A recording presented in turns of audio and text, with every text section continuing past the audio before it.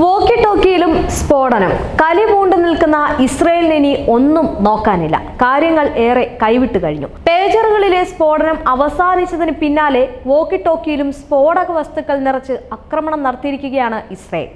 ലെബനനെ കടന്നാക്രമിക്കുകയാണ് ലക്ഷ്യം. ജനങ്ങൾ തിങ്ങിൽ പാർക്കുന്നതും കൂട്ടം കൂടി നിൽക്കുന്നതുമായിട്ടുള്ള സ്ഥലങ്ങളിലാണ് ഇസ്രയേൽ ആക്രമണം തുടരുന്നത്. എന്നാൽ ഇതിനെതിരെ പ്രതിഷേധങ്ങൾ ശക്തമാകുന്നുമുണ്ട്.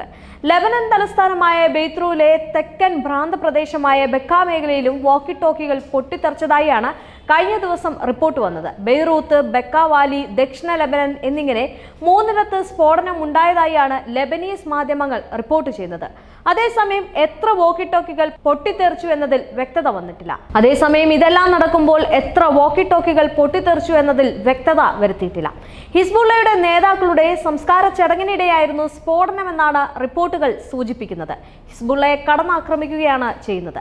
നിരവധി പേർക്ക് ഇതിൽ പരിക്കേറ്റതായും റിപ്പോർട്ടുണ്ട്. കൊല്ലപ്പെട്ട 3 ഹിസ്ബുള്ള അംഗങ്ങളുടെയും ഒരു കുട്ടിയുടെയും ശവസംസ്കാര ചടങ്ങുകൾ നടക്കുന്ന സ്ഥലത്ത് ഹിസ്ബുള്ള ഉപയോഗിച്ചിരുന്ന ഒരു ഹാൻഡ് ഹെൽഡ് റേഡിയോ പൊട്ടിത്തെറിച്ചിരുന്നു. പ്രദേശത്ത് 2 കാറുകൾക്കുള്ളിലും ഉപകരണങ്ങൾ പൊട്ടിത്തെറിച്ചതായി AFP റിപ്പോർട്ട് ചെയ്തിരുന്നു. 5 മാസം മുമ്പ് പേജറുകൾ വാങ്ങിയ സമയത്ത് തന്നെയാണ് റേഡിയോകളും ഹിസ്ബുള്ള വാങ്ങിയതെന്ന് റോയിട്ടേഴ്സ് റിപ്പോർട്ട് ചെയ്യുന്നുണ്ട്. ഇതെല്ലാം നടക്കുമ്പോൾ തന്നെ പേജർ സ്ഫോടനത്തിൽ ഇതുവരെ 12 പേർ കൊല്ലപ്പെടുകയും 3000-ഓളം പേർക്ക് പരിക്കേൽക്കുകയും ചെയ്തിട്ടുണ്ട് എന്നാണ് വിവരം. പേജർ സ്ഫോടനത്തിന് പിന്നിൽ ഇസ്രയേലാണെന്ന് അന്താരാഷ്ട്ര മാധ്യമങ്ങൾ റിപ്പോർട്ട് ചെയ്യുന്നുമുണ്ട്. പേജറുകളുടെ ഒരു ബാച്ചിനുള്ളിൽ ഇസ്രയേൽ സ്ഫോടക വസ്തുക്കൾ ഒളിപ്പിച്ചതായി ന്യൂയോർക്ക് ടൈംസ് ആണ് റിപ്പോർട്ട് ചെയ്തത്. മൊസാദും ഇസ്രയേൽ സൈന്യവും ചേർന്ന് നടത്തിയ സംയുക്ത ഓപ്പറേഷന്റെ ഫലമായിരുന്നു സ്ഫോടനമെന്ന് CNN റിപ്പോർട്ട് ചെയ്യുകയാണ്. ആക്രമണം പശ്ചിമേഷ്യയിലെ യുദ്ധഭീതി ഉയർത്തിയിരിക്കുകയാണെന്നാണ് പറയുന്നത്. സ്ഫോടനങ്ങളുടെ തരംഗം ലെബനനിലെ നിരവധി പ്രതിഷേധങ്ങളെ ബാധിച്ചിട്ടുണ്ട് എന്നും പറയുന്നുണ്ട്. ഇതിനിടയിൽ ഗസയിൽ നിന്നും ഇസ്രയേലിന് വലിയ തിരിച്ചടിയാണ് ഉണ്ടായിരിക്കുന്നത്. തെക്കൻ ഗസയിലെ റഫേൽ ഹമാസുമായുള്ള ഏറ്റുമുട്ടലിൽ 4 ഇസ്രയേലി സൈനികർ കൊല്ലപ്പെട്ടതോടെ തിരിച്ചടിക്കുള്ള പുറപ്പാടിലാണ് ബെഞ്ചമിൻ നെതന്യാഹു എന്ന് പറയുന്നത്. ഇസ്രയേൽ ഡിഫൻസ് ഫോഴ്സാണ് ഇക്കാര്യം വ്യക്തമാക്കിയിരിക്കുന്നത്. ഫലസ്തീനുകൾക്ക് നേരെ ആക്രമണം നടത്താൻ പോയ വനിതാ സൈനികരടക്കം 4 പേരാണ് കൊല്ലപ്പെട്ടിരുന്നത്. 23-കാരനായ ക്യാപ്റ്റൻ ഡാനിയൽ മിമോൻടോഫ്, 20-കാരി സ്റ്റാഫ് സ്റ്റർജൻ, അംഗം 21-കാരൻ അമിത് ബക്രി, ഡോൺ മിഷൻ എന്നിവരാണ് കൊല്ലപ്പെട്ടത് എന്നാണ് the times of Israel report ചെയ്യുന്നത്. സംഭവത്തിൽ നിരവധി ഇസ്രയേലി സൈനികർക്ക് പരിക്കേറ്റതായിട്ടാണ് വിവരം. ഗസ മുനമ്പിൽ ഹമാസിനെതിരെ IDF നടത്തിയ ആക്രമണത്തിനിടെ കൊല്ലപ്പെടുന്ന ആദ്യ വനിതാ സൈനികയാണ് നൈം എന്നും റിപ്പോർട്ടിൽ പറയുന്നുണ്ട്. അതായത് ഇസ്രയേൽ സൈനിക. തെൽ സുൽത്താൻ പരിസരത്തെ കെട്ടിടത്തിനകത്ത് പ്രവേശിക്കുന്നതിനിടെയാണ് ഇവർ കൊല്ലപ്പെട്ടത് എന്നാണ് IDF പ്രാഥമിക അന്വേഷണത്തിൽ കണ്ടെത്തിയിട്ടുള്ളത്.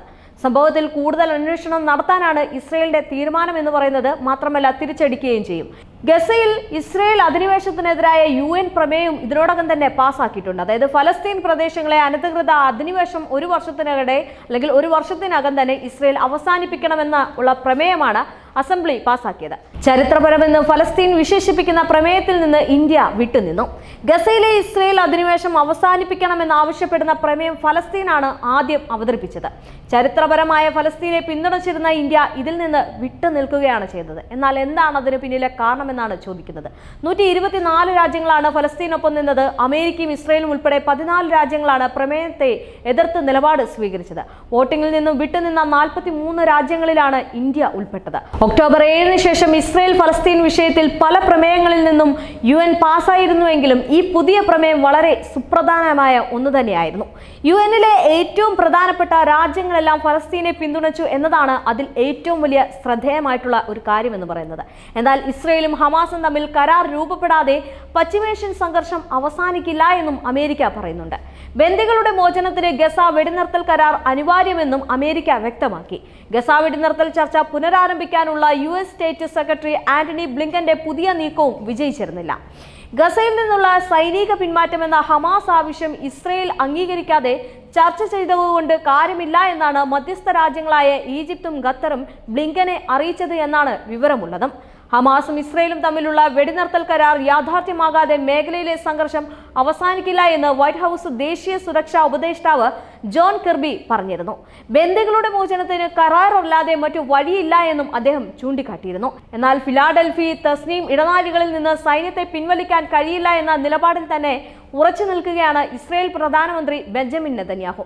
ഇനി ഒരടി പിന്നോട്ടില്ല, യുദ്ധം തുടർന്നു പോകുമെന്നാണ് പറയുന്നത്. പേജറുകൾ വ്യാപകമായി പൊട്ടിത്തെറിച്ച സംഭവത്തിന് ശേഷം വലിയൊരു ആക്രമണമാണ് വീണ്ടും നടന്നത്. അതായത് വോക്കി ടോക്കിയിലും സ്ഫോടക വസ്തുക്കൾ നിറച്ച് ആക്രമണം കടുപ്പിക്കുകയാണ്. നിരപരാധികളായ ആയിരങ്ങൾ ഇരകളാക്കപ്പെട്ട പേജർ ആക്രമണം അപലപനീയമാണെന്നാണ് പശ്ചിമേഷ്യ വിലയിരുത്തുന്നത്. ഇതിനിടയിലാണ് ബെഞ്ചമിൻ നെതന്യാഹു തന്റെ നിലപാട് വ്യക്തമാക്കിയിരിക്കുന്നത്. അതായത് ഒരടി ഇനി പിന്നോട്ടില്ല, ഈ യുദ്ധം വീണ്ടും ആരംഭിക്കും. അതുകൊണ്ട് തന്നെ UN കൊണ്ടുവന്ന പ്രമേയത്തിൽ തൽക്കാലം നിൽക്കില്ല എന്നാണ് ബെഞ്ചമിൻ നെതന്യാഹു പറയുന്നത്. ഇസ്രയേൽ ഗസയിലും ലെബനനിലും ആക്രമണം നടത്തുമ്പോൾ പാശ്ചാത്യ രാജ്യങ്ങളും ഒരുപക്ഷെ പേടിച്ചു വിറച്ചിരിക്കുകയാണ്. കാരണം ഒരു ഭാഗം ഇവരെയും ബാധിക്കുമെന്നതിൽ സംശയമില്ല. അതുകൊണ്ടാണ് UN ഈ ഒരു പ്രമേയം പാസാക്കിയത് പോലും.